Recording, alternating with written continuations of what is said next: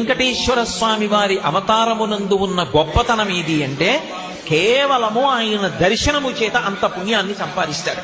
అందుకే ఆయన ఒక మాట చెప్పాడు, నేను ఎందుకు వస్తున్నాను అవతారంగా అంటే సర్వలోకములను రక్షించుట కొరకు, మోక్షమునకు మార్గమును సుగమము చేయుట కొరకు. కలియుగంలో మోక్షాన్ని పొందడం అంత తేలికైనటువంటి విషయం కాదు. కానీ ఎవరు నా యందు భక్తితో ఉంటారో, ఎవరు నా యందు ప్రీతి కలిగి ఉంటారో అటువంటి వారి పట్ల నేను సదా ప్రసన్నుడనై ఉంటాను. అందుకే స్మరణాత్ సర్వ పాపఘ్నం.